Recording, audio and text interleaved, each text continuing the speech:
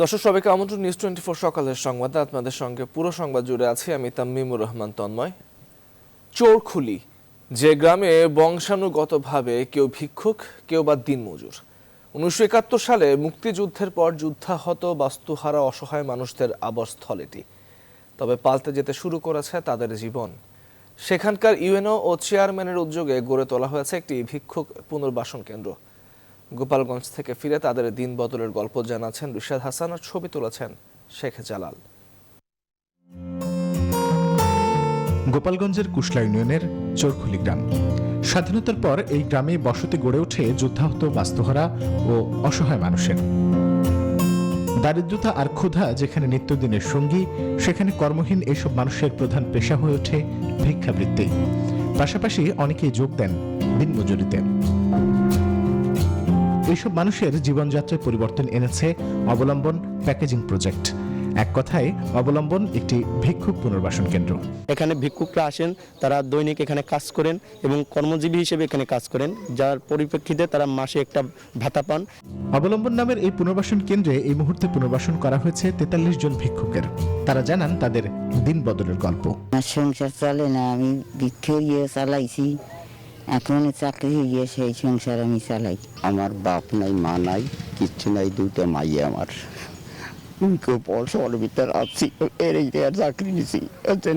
প্রতিষ্ঠানটি গড়ে তোলার পেছনের কারিগর কুশলা ইউনিয়নের চেয়ারম্যানের। তিনি জানান এখন স্বল্প পরিসরে কিছু পুনর্বাসন হলেও আরো বড় পরিসরে করার চেষ্টা চলছে। স্থানীয় প্রশাসন, জনপ্রতিনিধি প্লাস আমাদের নেতৃবৃন্দ, আওয়ামী লীগের নেতৃবৃন্দ, সকলের প্রচেষ্টায় আজকের এই প্রতিষ্ঠান গড়া হয়েছে। কোটালীপাড়া উপজেলা নির্বাহী অফিসার জানান এমন উদ্যোগের ফলে ক্ষুধা ও দারিদ্র মুক্তির পাশাপাশি দেশে বাড়বে স্বনির্ভরতা। তারা একটা প্রতিষ্ঠানের কর্মচারী হিসেবে কাজ করছে, তাদের আর্থসামাজিক উন্নয়ন পাশাপাশি সামাজিক যে আত্মমর্যাদা, এই আত্মমর্যাদার সৃষ্টি হয়েছে। যদিও ছোট্ট একটি প্রকল্প অবলম্বন, তবে বাস্তবে তা প্রায় অর্ধশত মানুষের দিন বদলের কথা বলে বাধাহীনভাবে সামনে এগিয়ে যাওয়ার গল্প। অবলম্বন প্যাকেজিং এর মতো এভাবেই যদি দেশের প্রতিটি অঞ্চলের প্রতিটি এলাকার জনপ্রতিনিধিরা নিজ দায়িত্বে এরকম ছোট ছোট কাজ করতে থাকেন, তবে একটি সময় আশা করাই যায় সম্পূর্ণ দারিদ্র্য মুক্ত হবে বাংলাদেশ। রিশাদ হাসান, নিউজ 24, গোপালগঞ্জ। আবারও স্বরূপে রাতের ঢাকা। করোনার প্রকোপের মধ্যেই আগের মতো বেড়েছে ব্যবসায়িক ব্যস্ততার মানুষের ঘোরাঘুরি। মানুষ বলছে লকডাউনে দীর্ঘদিন বাসায় অবস্থান করে হাঁপিয়ে উঠেছে মন। আর ব্যবসায়ীরা বলছেন সব খুলে গেলেও ক্রেতার সমাগম আগের মতো নয়। আরিফিন শাকিল জানাচ্ছেন বিস্তারিত। চিরচেনা যানজট, ধোঁয়া ওঠাতে হেরি বিক্রি তোড়জোড় কিংবা বাহারি পদের পান বিক্রির ব্যস্ততা। রাজধানী পুরান ঢাকার নাজিমুদ্দিন সড়ক যেন ঠিক আগের রূপে চেনা পরিবেশে। শত শত মানুষের কলরবে করোনা ভাইরাস যেন এখানে ইতিকথা। বিধিনিষেধ উঠে যাওয়ার পর খাবার দোকান কেন্দ্রিক মানুষের যাতায়াত বাড়ছে ধীরে ধীরে। কেউ সপরিবারে, কেউ বা বন্ধুরা এসেছেন সদল বলে। আগতরা জানান লকডাউনে ক্লান্ত হওয়া মন কিছুটা সতেজ করতেই রাতের এই ছুটে চলা। 2 দিন হয় লকডাউন ছাড়ছে, মোটামুটি ভালোই লাগতেছে। মনে হচ্ছে ঢাকার প্রাণ ফিরে পেলাম, আর অনেকদিন পরে মনে হচ্ছে একটা উৎসব মুখর পরিবেশে আমরা আছি। হঠাৎ করে লকডাউন খোলার পরে একটু ক্রাউডেড বেশি লাগতেছে। 2 মাস পরে হবে আসছি, অনেকদিন পরে, এই জন্য মনে হলো যে একদিন আসি, দেখে খেয়ে যে আসি। মানুষের এমন কলরব বাড়লেও এখনো খুশি নন দোকানিরা। তারা বলছেন রাতের বেচা বিক্রি এখনো জমে ওঠেনি। বারবার লকডাউনের ভুক্তভোগী আজকে অনেকে ব্যবসা সাইডে দিয়েছে, অনেকে ঋণগ্রস্ত হয়ে গেছি। তারপর কি করবো, পেটের দাঁড়াতে ভাই করতে হয় আমাদের। কাস্টমার নাই, লকডাউন নাই, কাস্টমারও নাই। এখন ভারী লাগতেছে, তবে আর একটু ভিন্ন রকমের দোকানে একটু বেচা কিনা কম। গেল কিছুদিন ঢাকার সড়কে শুনশান নীরবতা থাকলেও এখন আবারও আগের মতো। কেউ কাজের তাগিদে, কেউ বা আছেন উদ্দেশ্যহীন যাত্রায়। লকডাউনের সময় তো পুলিশের জন্য ঘোরাফেরা করতে পারি নাই, এখন মাশাআল্লাহ একটু ফ্রি ভাবে ঘুরতে পারতেছি। পুলিশের কারণে বেরোতে পারি নাই, এখন লকডাউন ছাড়ছে, ঘুরতে ভালোই লাগতেছে। বিধিনিষেধের সময়কালে রাজধানী কারওয়ান বাজারে মানুষের উপস্থিতি কিছুটা ভাটা পড়লেও এখন ভিন্ন চিত্র। সারি সারি পণ্যবাহী ট্রাক থেকে মালামাল নামাতে ব্যস্ত শ্রমিকরা, নেই স্বাস্থ্যবিধি মানার বালাই। আরিফিন শাকিল, নিউজ 24, ঢাকা। করোনার ভয়াবহ পরিস্থিতির মধ্যে জীবন জীবিকার তাগিদে স্বাভাবিক হচ্ছে সবকিছু। 19 আগস্ট থেকে পুরোপুরি চলবে গণপরিবহন, খুলে যাচ্ছে পর্যটন কেন্দ্র। বৃহস্পতিবার মন্ত্রী পরিষদ বিভাগের নতুন প্রজ্ঞাপনে সব নির্দেশনা জারি করা হয়েছে। তবে করোনা পরিস্থিতির উন্নতি না হলে ফের কঠোর বিধিনিষেধ আরোপ হতে পারে বলে জানিয়েছেন জনপ্রশাসন প্রতিমন্ত্রী। এত কিছু নিয়ে সিদ্ধান্ত হলেও বন্ধই থাকছে কিন্তু শিক্ষা প্রতিষ্ঠান। প্লাবন রহমানের রিপোর্টে বিস্তারিত। দেশে এখন প্রতিদিন গড়ে করোনায় প্রাণ হারাচ্ছে 200-250 জন। সংক্রমণ হার কমলেও তা এখনো 20% উপরেই। এমন অবস্থার মধ্যে দেশে 19 আগস্ট থেকে স্বাভাবিক হয়ে যাচ্ছে সবকিছু। এজন্য চলমান বিধিনিষেধ শিথিল করে নতুন প্রজ্ঞাপন জারি করেছে মন্ত্রিপরিষদ বিভাগ। নতুন সিদ্ধান্ত অনুযায়ী আগামী 19 আগস্ট থেকে বাস, ট্রেন সহ সব ধরনের গণপরিবহন পুরোপুরি চালু হবে। আগের মতো সব বাস চলবে মহাসড়ক, আঞ্চলিক সড়ক ও নগরে। এছাড়া ট্রেন, লঞ্চও চলবে পুরোদমে। তবে সব ক্ষেত্রে মাস্ক ব্যবহার নিশ্চিত করার কথা বলা হয়েছে প্রজ্ঞাপনে। আমরা কিন্তু সন্তোষজনক অবস্থা নাই, আমরা কিন্তু খুব ঝুঁকির মধ্যে আছি। কোনো দেশই আপনার এক নাগারে বেশি দিন লকডাউন দিতে পারবে না। আমাদের অর্থনীতির কথা চিন্তা করতে হবে, মানুষগুলোর কথা চিন্তা করতে হবে, জীবন জীবিকার কথা চিন্তা করতে হবে। সেই চিন্তা করে একটানা 19 দিন এবং 8 দিনের ব্যবধানে আরও 14 দিন ছিল। আপনি নিশ্চয়ই লক্ষ্য করেছেন যে এপ্রিল মাস থেকে কিন্তু আমরা এই বিধিনিষেধ দিয়ে যাচ্ছি। তো যথেষ্ট আমরা করেছি বলেই কিন্তু এটা একটা জায়গায় এসে আটকে গেছে। আমাদের মনে রাখতে হবে যে পানিতে ডুব দিয়ে আপনি কতক্ষণ থাকবেন। মাঝে মাঝে তো আপনাকে পানি থেকে উঠে এসে শ্বাস নিতে হবে, অক্সিজেন নিতে হবে। 19 আগস্ট থেকে খুলছে পর্যটন কেন্দ্র, রিসোর্ট ও বিনোদন কেন্দ্র। তবে ধারণ ক্ষমতার অর্ধেক সংখ্যক পর্যটক নিয়ে চলতে পারবে এসব। কমিউনিটি সেন্টারগুলোতেও আসন সংখ্যার অর্ধেক ব্যবহার করা যাবে। নির্দেশনা না মানলে স্থানীয় প্রশাসনকে আইনগত ব্যবস্থা নেওয়ার এখতিয়ার দেওয়া হয়েছে। বৃহস্পতিবার সচিবালয়ে এই ব্রিফিংয়ে জনপ্রশাসন প্রতিমন্ত্রী জানান, করোনা পরিস্থিতির উন্নতি না হলে ফের আসতে পারে কঠোর বিধিনিষেধ। আক্রান্তের হার বেড়ে গেলে তো অর্থনীতি এমনিই ক্ষতিগ্রস্ত হবে। মানুষকে সেভ করা তখন প্রয়োজন হয়। যদি দেখি যে আমরা মানুষ মানছে না, বেড়ে যাচ্ছে, তখন তো আবার বন্ধ করতে হবে। এছাড়া তো পৃথিবীতে দ্বিতীয় কোনো বিকল্প বেরোয়নি। আমরা যদি শারীরিক দূরত্ব এবং স্বাস্থ্যবিধি মেনে চলতে পারি তাহলে কিন্তু এই সংক্রমণকে আমরা এড়িয়ে চলতে পারবো। এদিকে 12 আগস্ট বৃহস্পতিবার থেকেই খুলেছে উচ্চ ও নিম্ন আদালত। সব দেওয়ানি, ফৌজদারি আদালত এবং ট্রাইব্যুনালে চলছে স্বাভাবিক বিচার কাজ। তবে বিচারকরা বিচার কাজ ভার্চুয়ালি করতে পারলেও সাক্ষ্য গ্রহণের ক্ষেত্রে শারীরিক উপস্থিতির কথা বলা হয়েছে। সরকার সবকিছু খুলে দেওয়ার সিদ্ধান্ত নিলেও শিক্ষা প্রতিষ্ঠান নিয়ে আগের অবস্থানেই অটল। করোনা পরিস্থিতির উন্নতি না হওয়া পর্যন্ত এ ব্যাপারে চিন্তা করা হবে না বলে সাফ জানিয়েছেন শিক্ষামন্ত্রী ডাক্তার দীপুমণি। প্লাবন রহমান, নিউজ 24, ঢাকা। লকডাউন শেষে বৃহস্পতিবার দ্বিতীয় দিনে রাজধানীর গণপরিবহন ফিরেছে ঠিক আগের চেহারায়। স্বাস্থ্যবিধির 12টা বাজিয়ে গাদাগাদি করে যাত্রী উঠেছে বাসে। রাস্তায় সৃষ্টি হয়েছে লম্বা যানজট। তবে বাসের ভেতরে ভিড় যতই হোক 60% বর্ধিত ভাড়া এখন আর লাগছে না, এতেই খুশি সাধারণ যাত্রীরা। সব গণপরিবহন চলার অনুমতি দিয়ে নতুন প্রজ্ঞাপনকে স্বাগত জানিয়েছেন সাধারণ মানুষও। মাহমুদুল হাসানের রিপোর্টে বিস্তারিত। যত দূরে চোখ যায় গণপরিবহনের লম্বা সারি। রাস্তায় চলছে সব ধরনের যান। রাজধানীতে চিরচেনা যানজটের এমন চিত্র বিধিনিষেধ তুলে দেবার পর থেকেই। সিদ্ধান্ত ছিল সব আসনেই যাত্রী বসবে এবার, কিন্তু বাস্তবতা হলো বাসগুলোতে দাঁড়িয়েও উঠেছে যাত্রী।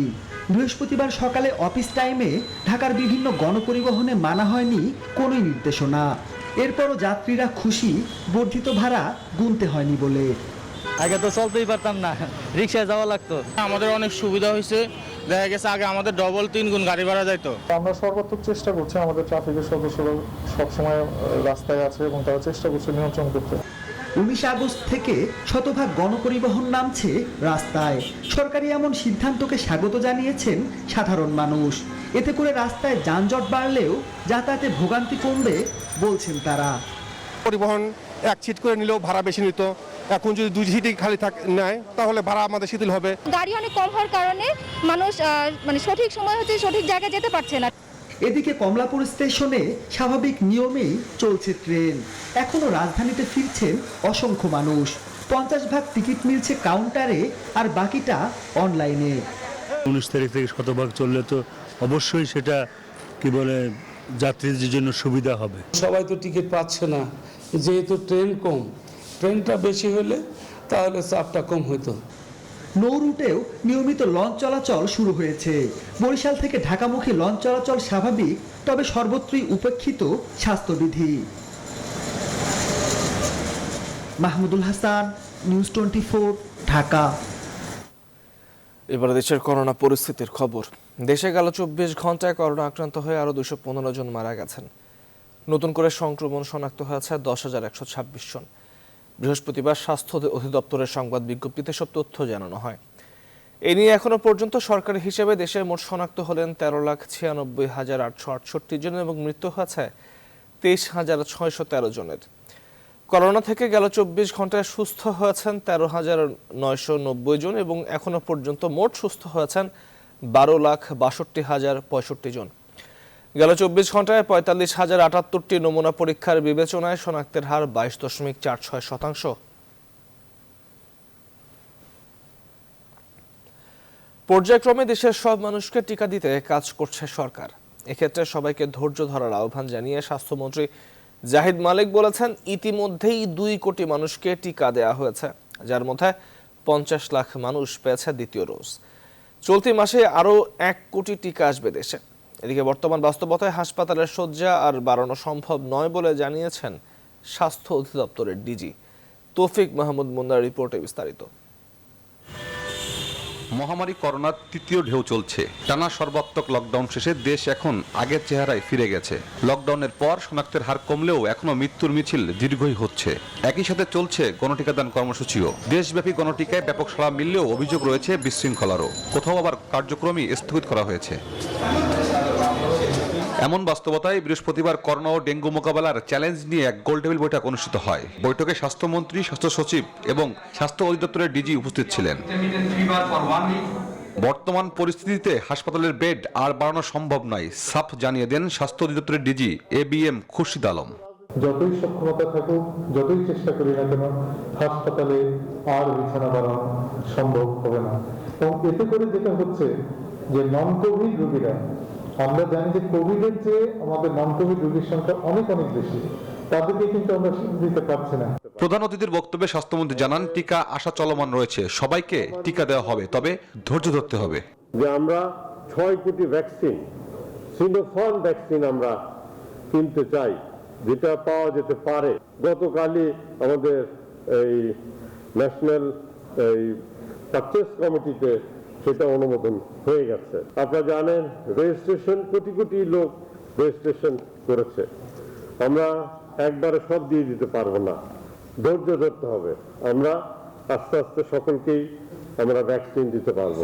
সংক্রমণ কমলেও মৃত্যু হার কমেনি উল্লেখ করে স্বাস্থ্যমন্ত্রী করোনার পাশাপাশি ডেঙ্গু নিয়ন্ত্রণেরও কথা বলেন। আমরা জানি করোনা নিয়ন্ত্রণ না করলে কিন্তু অনেক কঠিন পরিস্থিতি হবে। যে ডেঙ্গু নিয়ন্ত্রণ করা খুব দরকার।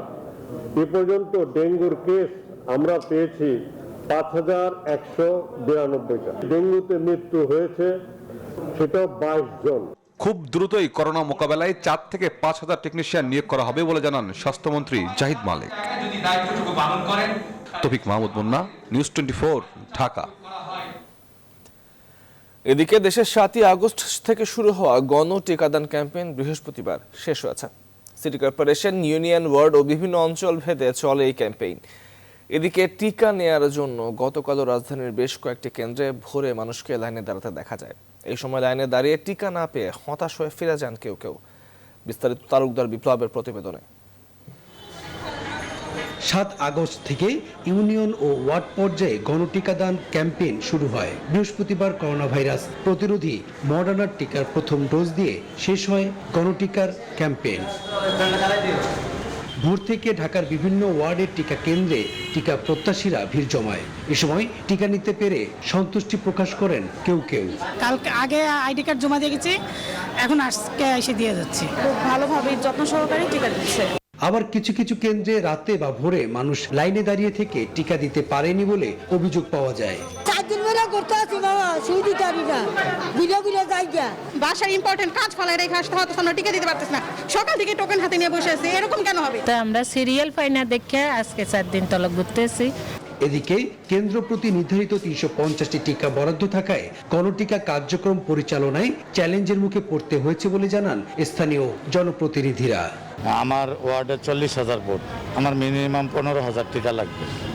15,000 টিকা দিলে হয়তো আমার ওয়ার্ডটা কমপ্লিট হবে। আমাদের এখানে অনেক টিকার দরকার, আসলে ডেলি মানুষ 2,000 মানুষ আসে, ডেলি যদি আমাদেরকে 1,000 করে টিকা দেয় আমরা সেটাও দিতে দেবো। জেনে যাচ্ছে যে গণটিকা দিবে, এখান থেকে দিবে, কিন্তু তাদের দোষ না, তারা চলে আসছে, কিন্তু আমাদের পক্ষে সম্ভব না, কারণ আমাদের তখন অনেক কষ্ট হয়ে যায়। 350 টিকা কাকে রেখে কাকে দিব। এ সময় ওয়ার্ড ভিত্তিক পর্যায়ক্রমে সবাইকে টিকা দেওয়ার ব্যবস্থা নেওয়া হচ্ছে বলে জানান তারা। তালুকদার বিপ্লব, নিউজ 24, ঢাকা। পরিমণি, মৌ, রাজ, সবুজ ও দীপুকে আজ রিমান্ড শেষে আদালতে নেবে সিআইডি। এদিকে পরিমণি, রাজ ও পিয়াসার বাসায় গিয়ে জানা যায় তাদের বিরুদ্ধে মামলার অভিযোগের কিছু তথ্যের সত্যতা। এছাড়াও তদন্ত কর্মকর্তার সাথে পরিমণির ঘনিষ্ঠতার তদন্ত করছে পুলিশ হেডকোয়ার্টার্স। তারা বলছে তদন্ত শেষে ঘটনার সত্যতা পেলে নেওয়া হবে ব্যবস্থা। মাসুদ আল্লাহ বনির প্রতিবেদনে বিস্তারিত। চিত্রনায়িকা পরিমণি এখন অনৈতিক নানা কর্মকাণ্ডের অভিযোগে সমালোচনার কেন্দ্রবিন্দুতে। পরিচালক ও প্রযোজক নজরুল ইসলাম রাজ ও পিয়াসার তথাকথিত মডেলিং এর আড়ালে নানা অনৈতিক কাজে জড়িত থাকার অভিযোগের মামলার তদন্ত চলছে। বেরিয়ে এসেছে অন্ধকার জগতের নানা তথ্য। পরিমণির বনানীর বাসায় গিয়ে কেয়ারটেকার ও অন্যদের কাছে জানা যায় তার বিরুদ্ধে অভিযোগের কিছু সত্যতা। যদিও ক্যামেরার সামনে মুখ খুলতে নারাজ তারা, বলেন তার বাসায় অনেকেই সিভিলে আসতো, চেনেন না তাদের। এছাড়াও পরিমণির সাথে তদন্ত কর্মকর্তার ঘনিষ্ঠ সম্পর্কের অভিযোগে তদন্ত করছে পুলিশ হেডকোয়ার্টার্স। যারা আসে তারা তো সিভিল আসে, কে পুলিশ আর কে সাংবাদিক এটা তো বোঝার উপায় নেই। কাউকে চিনতেন? এই কমিটিকে 15 দিনের মধ্যে প্রতিবেদন সাবমিট করতে বলা হয়েছে। এই প্রতিবেদন প্রাপ্তির পর পরবর্তী প্রয়োজনীয় ব্যবস্থা গ্রহণ করা হবে।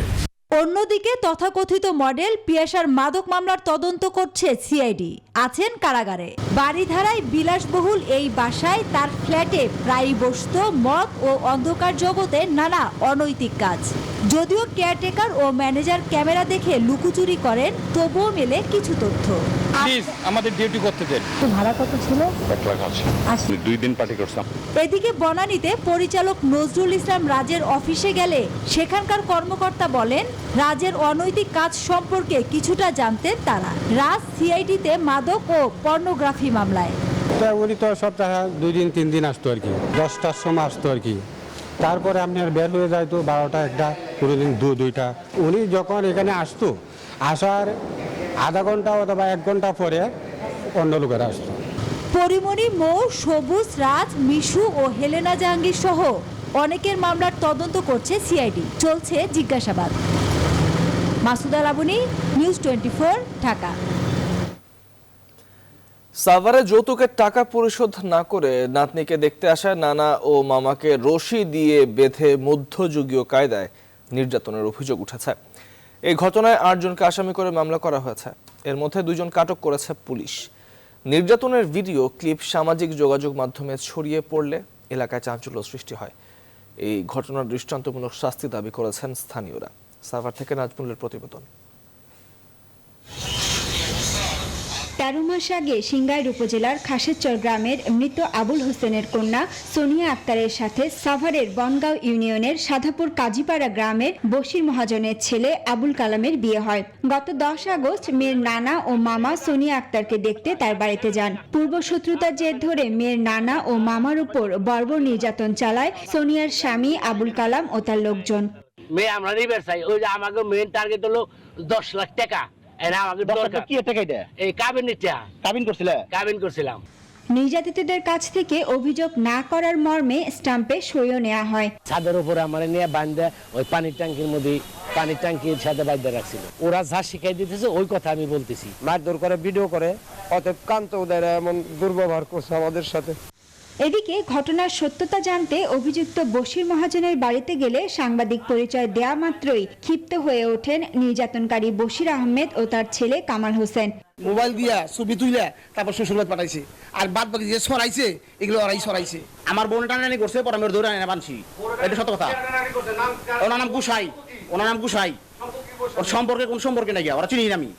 এদিকে এই ঘটনায় সাভার মডেল থানায় আব্দুল মান্নান বাদী হয়ে একটি মামলা হয়েছে। এজাহারে অনুযায়ী আমরা যে ধারা আসে সে ধারায় আমরা মামলা নেব। Desk report, news 24। এবারে শোকাবহ আগস্ট। বঙ্গবন্ধু কখনো মাথা নিচু করে জেলখানায় ঢোকেননি, বেরো হননি। পুরোটা জীবন তিনি দিয়েছেন দেশের মানুষের জন্য। তাই জীবনের শেষ সময়েও বিশ্বাস করতে পারেননি যে দেশের কেউ তাকে হত্যা করতে পারে।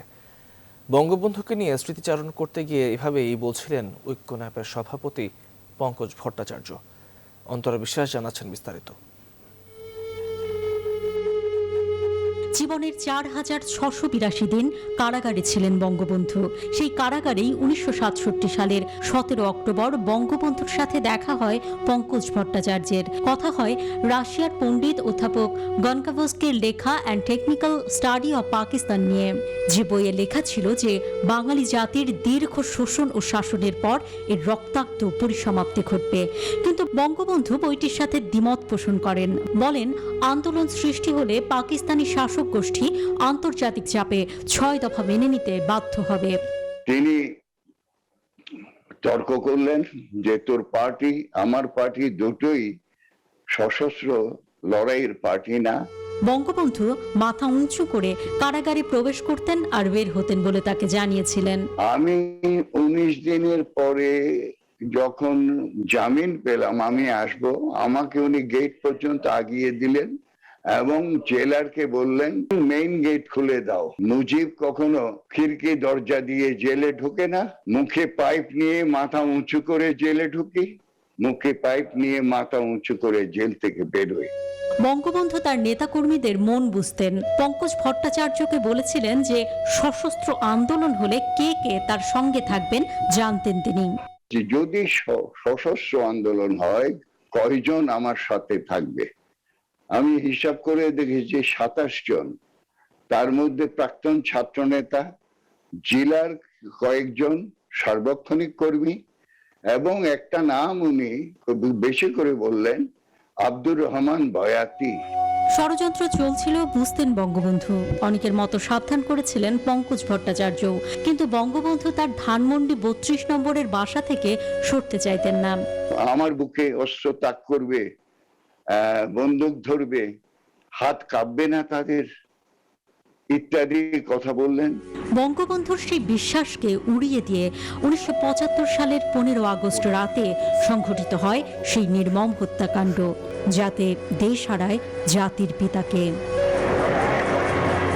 অন্তরা বিশ্বাস, নিউজ 24, ঢাকা। সংবাদের পর্যায়ে নিয়ে ছিটকি বিরতি, সঙ্গে থাকুন। বিরতির পর স্বাগত আরও একবার দেখছেন নিউজ 24 সংবাদ। করোনা টিকাদান কার্যক্রমে সরকারের ব্যবস্থাপনায় নৈরাজ্য চলছে বলে অভিযোগ করেছেন বিএনপির মহাসচিব মির্জা ফখরুল ইসলাম আলমগীর। বৃহস্পতিবার সকালে বিএনপির চেয়ারপারসন খালেদা জিয়ার ছোট ছেলে প্রয়াত আরাফাত রহমান কোকোর 52তম জন্মবার্ষিকী উপলক্ষে বনানী কবরস্থানে ফাতেহা পাঠ ও ফুল দেয়া শেষে এই অভিযোগ করেন তিনি। বলেন, অপরিকল্পিত লকডাউন, অপরিকল্পিত টিকা ব্যবস্থা এবং অপরিকল্পিত মানুষের জীবন ব্যবস্থা করা সব মিলিয়ে করোনা মোকাবেলায় এই সরকার সম্পূর্ণ ব্যর্থ হয়েছে।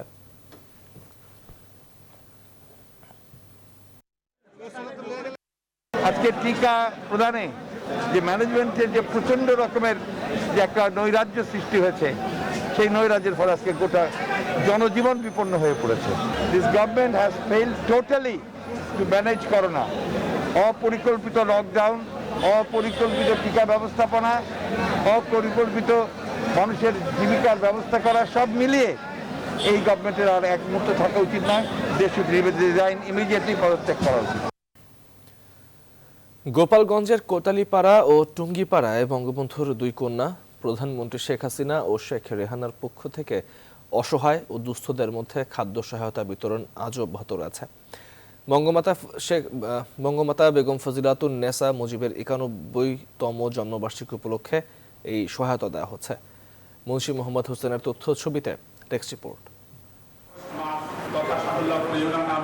বঙ্গবন্ধুর দুই কন্যা প্রধানমন্ত্রী শেখ হাসিনা ও শেখ রেহানার পক্ষ থেকে করোনা সংকটে কর্মহীন অসহায় মানুষের মাঝে এই ত্রাণ সহায়তা বিতরণ করা হচ্ছে। গোপালগঞ্জের কোটালীপাড়া ও টুঙ্গিপাড়ায় বৃহস্পতিবার ৬,০০০-এর বেশি মানুষকে এই সহায়তা কার্যক্রমের আওতায় খাদ্য সামগ্রী দেওয়া হয়।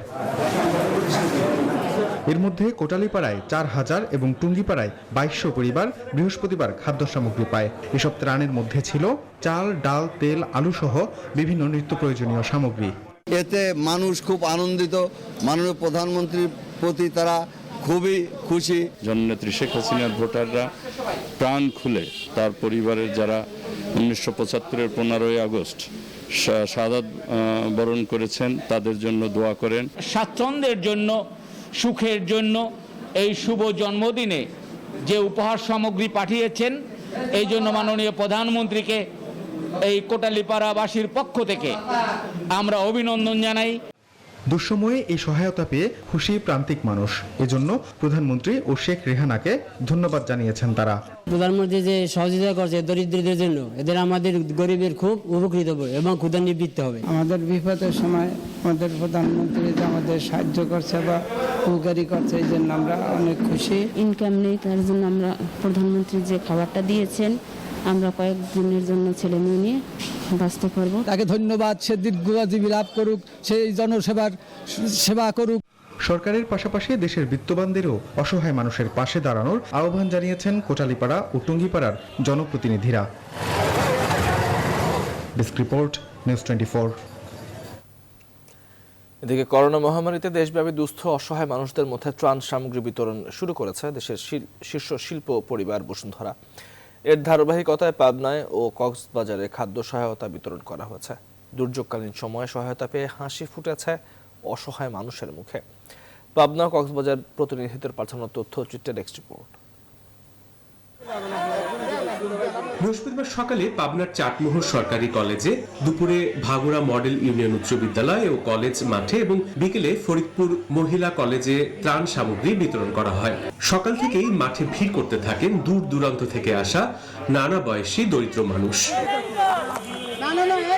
বসুন্ধরা গ্রুপের ত্রাণ সহায়তায় সার্বিক আয়োজন করেন দৈনিক কালের কণ্ঠের শুভ সঙ্গের বন্ধুরা। উপজেলার বিভিন্ন প্রান্ত থেকে আসা মানুষেরা ত্রাণ সহায়তার জন্য কৃতজ্ঞতা প্রকাশ করেন বসুন্ধরা গ্রুপের প্রতি। বসুন্ধরা গ্রুপটা যে আমাদের খাবার দিল, বা বসুন্ধরা গ্রুপটা খুব ভালো প্রতিষ্ঠান, আল্লাহ তাদের জন্য ভালো করুক। আমার ঘরে খাবার মার কিছুই নাই, আপনারা যা দিচ্ছেন আমি এটি ভালোভাবে চলতে পারতেছি। যে খাদ্যটা দিচ্ছে এর জন্য আমি বেশ 5-10 জন খেতে পারবো, আমি তাদের জন্য দোয়া করি। পাবনা জেলার 3000 পরিবারকে আমরা এই খাদ্য সহায়তা পৌঁছে দেব। ইতিমধ্যে গতকালকে এবং আজকে মিলিয়ে 2100 পরিবারে এই খাদ্য সহায়তা পৌঁছে দিচ্ছি। বসুন্ধরা গ্রুপের এই উদ্যোগে সন্তোষ ও কৃতজ্ঞতা জানিয়েছে প্রশাসনের কর্মকর্তারাও। বসুন্ধরা গ্রুপের এই উদ্যোগকে আমি স্বাগত জানাচ্ছি যে তারা আমাদের চাটমোহর উপজেলার দরিদ্র মানুষদের মধ্যে এই ত্রাণ সহায়তা দিয়েছে। ত্রাণ সহায়তার পাশাপাশি করোনা মহামারীতে দেশের বিভিন্ন হাসপাতাল ও স্বাস্থ্য কেন্দ্রে অক্সিজেন সিলিন্ডার সরবরাহ করে বসুন্ধরা গ্রুপ মানবিকতার অনন্য উদাহরণ সৃষ্টি করেছে বলে জানান জনপ্রতিনিধিরা। আহমদ আকবর সোহেল সাহেবকে আমি ধন্যবাদ জানাই চাটমোহরবাসীর পক্ষ থেকে। আমি তার জন্য দোয়া করছি, ভাঙড়বাসীর পক্ষ থেকে ধন্যবাদ জানাচ্ছি যেন উনি এই সহায়তা উনি আরও চালু রাখেন, যেন আমাদের এই গরিব মানুষগুলো যেন উপকৃত হয়। এদিকে কক্সবাজারের ঝিলংজা ইউনিয়নে 1500 পরিবারের মাঝে উপহার সামগ্রী বিতরণ করেছে বসুন্ধরা গ্রুপ। দৈনিক কালের কণ্ঠের শুভ সঙ্গের তত্ত্বাবধানে কক্সবাজার সরকারি কলেজ মাঠে ত্রাণ বিতরণ কার্যক্রমের উদ্বোধন করেন জেলা প্রশাসক Mohammad Mamunur Rashid. Desk report, news 24। সংবাদের পর্যায়ে নিচ্ছে আরো একটি বিরতি, সঙ্গেই থাকুন।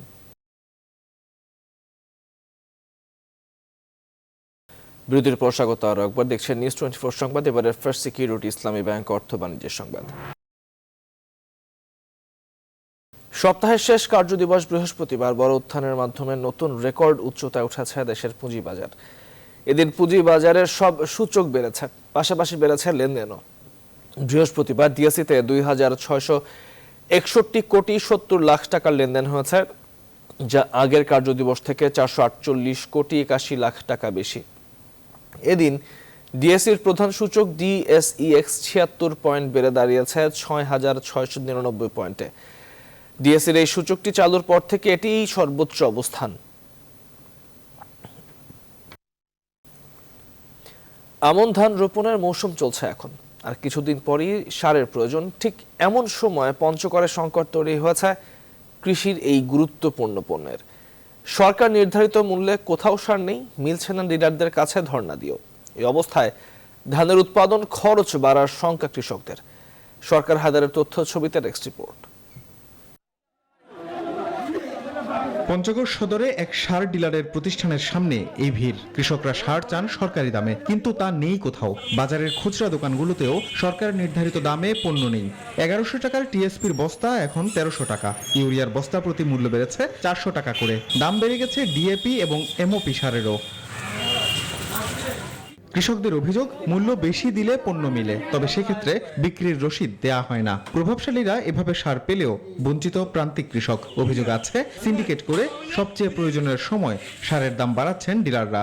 সার সংকট, বর্তমান সার নাই। আমরা 3 দিন ধরে ঘোরাফেরা করার পরও সার পাচ্ছি না। আমার জমি 6 বিঘা, মানে যে এক মুঠ সার নাই, মানে খেতে মানে লাল হয়ে গেছে। যাদের মিল মোহাম্মতের মাল ওই আছে, ওই রাত্রি বেলাও কিন্তু সার দিয়ে দেয়। পরিস্থিতি খারাপ, আর এই মারামারি কি করে সার নিয়ে ওইখানে ঢুকবো, মরে তো যাইতে পারি। ব্লকে সার বিক্রি করে আমাদেরকে সারের সংকট তৈরি করে। এরা সব সারটা আগেই বিক্রি করে দেয়, আমাদের কৃষক সময় মতো সার পায় না। অভিযোগ অস্বীকার করে ডিলাররা বলছেন তাদের কাছে প্রয়োজনের তুলনায় সরবরাহ কম। কালকে রাতে নামাইছে আমি 260 বস্তা ইউরিয়া সার। সে সারটা তো এখন চাহিদা হলো যে 500 থেকে 700 লোক এখানে। আমি সার দিচ্ছি একটা করে, বাকি লোকগুলোকে আমি কিভাবে মেকআপ করব? পঞ্চগড়ে সারের পর্যাপ্ত বরাদ্দ এসেছে বলে জানান কৃষি কর্মকর্তারা। সংকটের ব্যাপারে তদারকি চলছে বলেও জানান তারা। আমরা বিভিন্ন কৃষকের সাথে মত বিনিময় করেছি, প্রথমে কৃষকরা এই ধরনের আমাদের দেয় না। আমাদের কথা হলো যে যদি কোনো অসাধু ব্যবসায়ী কোনো রকম ভাবে এগুলা করে, আমরা জিরো টলারেন্স থেকে তাদের আমাদের শক্ত হাতে আইনের আওতায় এনে তাদেরকে আমরা শাস্তির ব্যবস্থা করব। সরকারি বিধি অনুসারে ইউনিয়নে সারের ডিলার হতে পারেন স্থানীয় ব্যক্তি। তবে পঞ্চগড়ের অনেক ইউনিয়নে সারের ডিলারশিপ অন্য ইউনিয়নের লোকদের দেয়া হয়েছে বলে অভিযোগ রয়েছে। Desk report, news 24। এবার আন্তর্জাতিক প্রসঙ্গ। তালেবানদের হাতে পতনের মুখে আফগানিস্তানের রাজধানী কাবুল। গজনি দখলের দিনেই দেশটির তৃতীয় বৃহত্তম প্রাদেশিক রাজধানী হেরাতের দখল নিল তালেবানরা। এই নিয়ে মাত্র এক সপ্তাহের ব্যবধানে আফগানিস্তানের 11টি প্রদেশের দখল এখন তাদের হাতে। এখন তারা আগাচ্ছে রাজধানী কাবুলের দিকে। কোণঠাসা সরকার অবশেষে তালেবানদের সঙ্গে ক্ষমতা ভাগাভাগির প্রস্তাব দিয়েছে। মাসুদ রানার ডেস্ক রিপোর্টে বিস্তারিত। আফগানিস্তানের গজনি শহর দখলে নিয়েছে তালেবান। এ নিয়ে মাত্র এক সপ্তাহের মধ্যে দেশটির 34টি প্রদেশের মধ্যে 10টির রাজধানী এখন তাদের দখলে। গজনি থেকে মাত্র 150 কিলোমিটার দূরেই কাবুল। আর এই কাবুলকে তালেবান 30 দিনের মধ্যে বিচ্ছিন্ন করে দিতে পারে বলে জানিয়েছেন মার্কিন গোয়েন্দারা। আর 90 দিনের মধ্যে তালেবানের হাতে কাবুল পতন হতে পারে।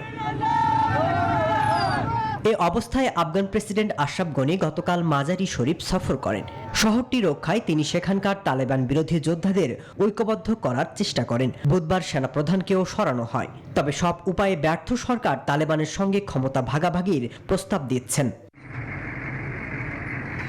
এদিকে তালেবানের পক্ষ থেকে আনুষ্ঠানিকভাবে ক্ষমতা ভাগাভাগির প্রস্তাব নিয়ে এখনো কিছু জানানো হয়নি। বিভিন্ন অঞ্চলে দুই পক্ষের এসব লড়াইয়ের পাশাপাশি যুক্তরাষ্ট্র এবং আফগান বিমান বাহিনী দেশটির বিভিন্ন স্থানে তালেবানের লক্ষ্যবস্তুতে বিমান হামলা চালাচ্ছে। তবে যুক্তরাষ্ট্র বলছে নিজেদের নিরাপত্তার দায়িত্ব এখন আফগানদেরই। আফগান সেনাদের এখন একত্রিত হতে হবে। আমরা হাজার হাজার সেনাদের হারিয়েছি, তাদের নিজেদের জন্য লড়াই করতে হবে। এদিকে সমস্যার সমাধানে পাকিস্তানকে এগিয়ে আসার আহ্বান জানিয়েছে ওয়াশিংটন। তবে দেশটির প্রধানমন্ত্রী ইমরান খান বলছেন আফগান সংকট সামলাতেই তার দেশকে এখন পাশে চাইছে যুক্তরাষ্ট্র। মাসুদ রানা, নিউজ 24। যুক্তরাজ্যের প্লাইমাউথের দক্ষিণ পশ্চিমাঞ্চলে গোলাগুলির হামলাকারীর সহ 6 জন নিহত হয়েছে। পুলিশ জানায় ঘটনাস্থল থেকে তারা 3 জন নারী ও 2 জন পুরুষ সহ বন্দুকধারীর মরদেহ উদ্ধার করেছে। বৃহস্পতিবার স্থানীয় সময় সন্ধ্যা 6টায় কেহ্যাম কাউন্টির বিডিক ড্রাইভ এলাকায় এই গোলাগুলির ঘটনা ঘটে। এই ঘটনায় আরও বেশ কয়েকজন আহত হয়েছে। তাদের হাসপাতালে ভর্তি করা হয়েছে। কেহ্যাম পুলিশ জানিয়েছে এটি কোনো সন্ত্রাসী ঘটনা নয় এবং তারা আর কোনো সন্দেহভাজনকে খোঁজার চেষ্টা করছে না। হামলার কারণ এবং হামলাকারীর পরিচয় সম্পর্কে বিস্তারিত এখনো কিছু জানেনি পুলিশ। এ বিষয়ে তদন্ত চলছে বলে জানিয়েছে বিবিসি। সংবাদের রিপোর্ট জানিয়েছে আরেকটি বিরতি, সঙ্গেই থাকুন। স্বাগত আরো একবার, দেখছেন নিউজ 24 সংবাদ। এবারে নিউজ 24 প্রবাসের খবর। বাংলাদেশের টাটকা ফলমূল ও শাকসবজি যাচ্ছে জার্মানিতে। দেশটিতে প্রবাসী ক্ষুদ্র ব্যবসায়ীরা দেশটিতে দেশীয় পণ্যের সম্ভাবনা দেখছেন। জার্মানি থেকে অনামিকা বড়ুয়ার তথ্যচিত্রে মাসুদ রানার ডেস্ক রিপোর্ট। ধীরে ধীরে এবার বাংলাদেশ থেকে আমদানি করা সবুজ শাকসবজি ও দেশীয় মৌসুমী ফলমূলের বাজার ক্রমশ বড় হচ্ছে জার্মানিতে। মহামারী করোনার কারণে বেশিরভাগ প্রবাসী বাংলাদেশিরা দেশে আসতে না পারায় প্রবাসী ব্যবসায়ীরা উদ্যোগ নেন দেশীয় কাঁচামাল পণ্য আমদানি করার। করোনার কারণে বাংলাদেশ থেকে অনেকদিন যাবৎ ফলমূল বার্লিনে আসে নাই। আমরা এখন আবার নতুন করে চালু করার চেষ্টা করতেছি প্রবাসীদের জন্য, সেবার জন্য। প্রবাসীদের সেবা হলো বাংলাদেশ থেকে ফলমূল এক্সপোর্ট করতে পারলে বৈদেশিক মুদ্রাও আমাদের দেশের জন্য অর্জন হলো। দেশের প্রিয় ফল আম, কাঁঠাল, তাল, পেয়ারা সহ নানা রকমের দেশীয় ফলমূল হাতে পেয়ে মহা খুশি জার্মান প্রবাসীরাও। করোনার কারণে অনেকদিন ধরে দেশে যাওয়া হচ্ছে না, তো এখানে দেশি ফল পেয়ে অনেক ভালো লাগছে। এদিকে পণ্যের মান ঠিক রাখা না গেলে ক্ষুণ্ণ হতে পারে দেশেরই সুনাম, বলছেন ব্যবসায়ীরা। মাসুদ রানা, নিউজ 24। এবারে নিউজ 24 স্পোর্টস। এফসি কাপের গ্রুপ পর্বে অংশ নিতে মালদ্বীপের পথে বসুন্ধরা কিংস। প্রিমিয়ার লিগ শিরোপা নিশ্চিত করেই এখন এশিয়া জয়ের স্বপ্ন বুনছে দেশের শীর্ষস্থানীয় ক্লাবটি। যাবার আগে ভালো ফলের আশা ব্যক্ত করেছেন ফুটবলার ও কোচিং স্টাফরা, চেয়েছেন দেশবাসীর কাছে দোয়া। কাতার এয়ারওয়েজের ফ্লাইটে দোহা হয়ে মালদ্বীপের রাজধানী মালেতে আজ স্থানীয় সময় দুপুর 3:20 পৌঁছাবে গোটা দল। পার্থ বণিক জানাচ্ছেন বিস্তারিত। 4 ম্যাচ হাতে রেখে বাংলাদেশ প্রিমিয়ার লিগ শিরোপা আগেই নিশ্চিত করেছে বসুন্ধরা কিংস। গন্তব্য এবার এশিয়ার ক্লাব ফুটবলের শ্রেষ্ঠ মঞ্চ এএফসি কাপ। বাংলাদেশের একমাত্র প্রতিনিধি হিসেবে এবারের আসরে সব আলো বসুন্ধরা কিংসের উপর। ম্যাচের 4 দিন আগেই কন্ডিশনের সাথে মানিয়ে নিতে মালদ্বীপের পথে ইব্রাহিম আর জিকোরা। যাবার আগে জানিয়ে গেলেন লক্ষ্যটা এবার অনেক বড়। আল্লাহর রহমতে আমরা সবাই, আমাদের সব প্লেয়ার ঐক্যবদ্ধ আছে। আমরা চাই আল্লাহর রহমতে এফসি কাপে একটা ভালো রেজাল্ট করে বাংলাদেশে ফেরার জন্য। আমাদের টিমের কম্বিনেশন এখন যে রকম আছে, যদি আমরা এটা এফসি কাপে যদি ধরে রাখতে পারি তাহলে এটা আমাদের জন্য অনেক প্লাস পয়েন্ট। এএফসি কাপে এবার পুরো শক্তি নিয়ে মাঠে নামতে যাচ্ছে বসুন্ধরা কিংস। এরই মধ্যে শেষ হয়েছে প্রতিপক্ষ নিয়ে হোমওয়ার্ক। অপেক্ষা এখন মাঠে প্রতিফলনের। প্রতিপক্ষের খেলা আমরা দেখেছি, আমাদের ভিডিও সেশন হয়েছে, আমরা ওদের খেলা দেখেছি, এর আগেও দেখেছি কয়েকবার। এটিকে থেকে আরম্ভ করে প্রত্যেকটা মাঝিয়ার স্পোর্টসের সব খেলা দেখেছি। খেলা অনুযায়ী, তাদের খেলা অনুযায়ী আমরা সব দেখেছি তাদের সাথে কীভাবে খেলবো, এটা প্ল্যানিংটা হয়েছে অবশ্যই। লাল সবুজদের একমাত্র প্রতিনিধি বলেই বসুন্ধরা কিংসের উপর মানুষের চোখ যেমন থাকবে তেমন থাকবে তাদের প্রার্থনাও। কিংস কোচ অস্কার ব্রুজনের দৃঢ় বিশ্বাস, এএফসি কাপে বসুন্ধরা সফল হলে আগামীতে তা বাংলাদেশ ফুটবলের জন্যই হবে ইতিবাচক। If we get good points, maybe in following years they will allocate more slots, or even in the future a slot for the Champions League. I hope that all the Bangladesh community, football community, cheer for us, stay with us, and get the best wishes for them. And we hope to deliver back to all of them. প্রথমবারের মতো Bangladeshi passport আর বসুন্ধরা কিংসের jersey গায়ে AFC কাপে যাচ্ছেন Elita Kingsley. প্রশ্ন করা হয়েছিল কতটা এক্সাইটেড তিনি। There is no any excitement for now because right now it's focus. This is my first time and I'm representing a very good team, and I have confidence that by the time we return back we will have every cause to rejoice. মালদ্বীপে পৌঁছে গোটা দলের corona test করা হবে। সেখানে সবুজ সংকেত মিললেই পুরোদমে অনুশীলনে নামবে বাংলাদেশের চ্যাম্পিয়নরা। পার্থ বণিক, নিউজ 24, ঢাকা। এদিকে পেশাদার লিগ ফুটবলে জয়ের ধারা অব্যাহত রেখেছে চ্যাম্পিয়ন বসুন্ধরা কিংস। আরম্ভে ক্রীড়া সংখ্যকে 1-0 গোলে হারিয়েছে অস্কার ব্রুজনের শিষ্যরা। অপর ম্যাচে ওমার জোবের নৈপুণ্যে উত্তর বাড়িধারাকে 5-1 গোলে বিধ্বস্ত করেছে শেখ জামাল ধানমন্ডি ক্লাব। বিস্তারিত রিপোর্টে। কমলাপুরের বীরশ্রেষ্ঠ শহীদ সিপাহী মোস্তফা কামাল স্টেডিয়ামে আরামবাগের মুখোমুখি হয়েছিল বসুন্ধরা কিংস। দলের মূল একাদশের অনেকেই এদিন ছিলেন বাইরে। এরপরও ম্যাচের শুরু থেকেই বল দখলে রেখে আক্রমণাত্মক ফুটবল খেলতে থাকে অস্কার ব্রুজনের শিষ্যরা। তবে গোলের দেখা পেতে তাদের অপেক্ষা করতে হয় 88 মিনিট পর্যন্ত। অপেক্ষার প্রহর শেষ হয় বিপ্লব আহমেদের দারুণ গোলে, আর তার একমাত্র গোলেই আরামবাগের বিপক্ষে জয় নিয়ে মাঠ ছাড়ে বসুন্ধরা কিংস। ডান প্রান্ত থেকে একটা ভালো ক্রস ইন। এদিকে অপর ম্যাচে বঙ্গবন্ধু জাতীয় স্টেডিয়ামে উত্তর বারিধারার বিপক্ষে মাঠে নেমেছিল শেখ জামাল ধানমন্ডি ক্লাব। ম্যাচের 15 ও 23 মিনিটে ওমার জোবের গোলে ম্যাচের নিয়ন্ত্রণ নিজেদের হাতে নিয়ে আসে ধানমন্ডির জায়ান্টরা। 33 মিনিটে রেজার গোলে ব্যবধান কমায় বারিধারা, ফলে 2-1 গোলের লিড নিয়ে বিরতিতে যায় শেখ জামাল। 70 মিনিটে স্কোর লাইনটা 3-1 নেন সুলাইমান সিল্লাহ, আর 74 মিনিটে লক্ষ্য ভেদ করে হ্যাটট্রিক পূরণ করেন ওমার জোবে। দ্বিতীয়ার্ধের যোগ করা অতিরিক্ত সময়ে ওমার জোবে আরো একবার জালে বল জড়ালে 5-1 গোলের বড় জয় নিয়ে মাঠ ছাড়ে শেখ জামাল ধানমন্ডি ক্লাব। আর এ জয়ে আবাহনীকে পেছনে ফেলে টেবিলের 2-এ উঠে এসেছে ধানমন্ডির ক্লাবটি। তার দিকেই তৌহিদুল ইসলাম, নিউজ 24। ম্যাচ শেষ। দর্শক শেষ করছে এখনকার সংবাদ, সঙ্গে থাকবার জন্য ধন্যবাদ সবাইকে।